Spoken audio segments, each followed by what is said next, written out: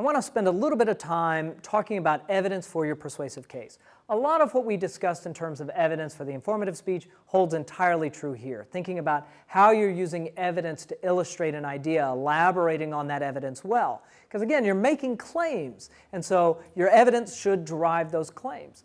But I want to spend a little bit of time talking about evidence because in this speech, you're trying to blend that evidence with style. And that can be tricky at times. So I just have a few suggestions about how you might think in terms of incorporating evidence with your style. Above all, your evidence should support your argument but not replace it. Remember that we should remember your points, your claims, and that they were convincing. Not necessarily the evidence, but you want us to remember your claims and that they were convincing.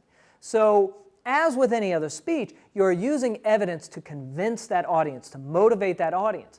Now, structurally, in the persuasive speech, we can think about evidence doing at least, it's probably doing more, but we can think about it doing at least three things: illustrating a point, setting up a point, or simply being the point. So let's look at how you might use evidence as a way of illustrating a point. So this is from a speech arguing for increased taxpayer support of state parks here in Washington. So as you can see, it says, state parks are quintessential to Washingtonians. They are our playgrounds, backyards, oases. We have never not had them around, so we are ignorant to what life would be like without them. Every year, our state parks serve over 40 million people.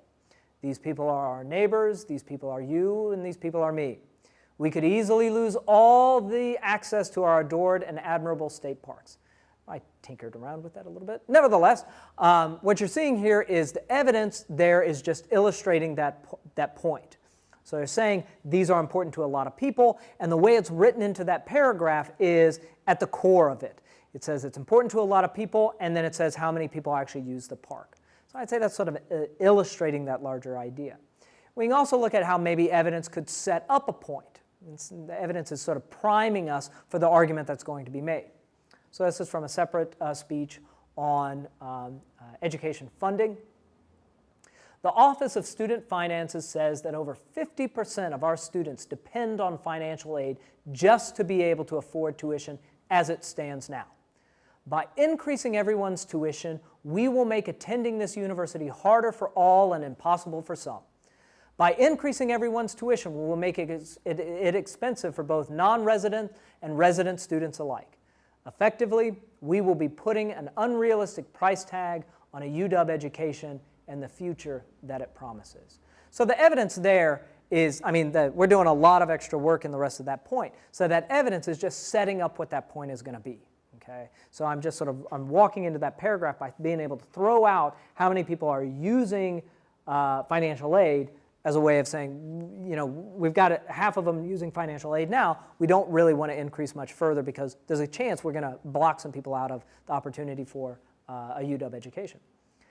Then certainly you can use evidence stylistically, right, as sort of quick succession, machine gun type use of evidence. I think we can see that here. Again, this is educational funding. Actually, this is on the U-Pass, which for us is a bus pass that comes with your student pass. It's built into the cost of attending. As UW transit money decreases, your costs increase.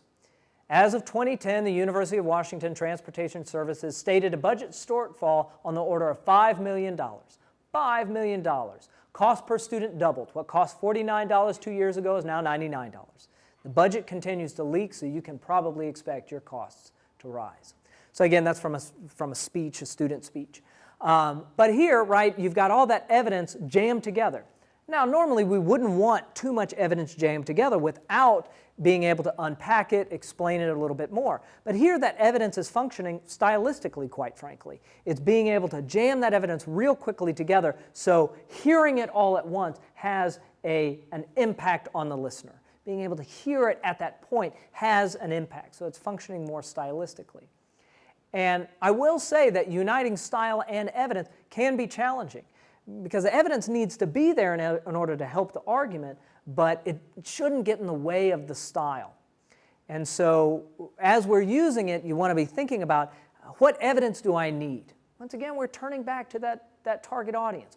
What does that audience need to hear? What evidence needs to be there in order to motivate them to take certain actions? So now, having done that, we're going to turn to the final section for this week, which is on fallacies and avoiding fallacies.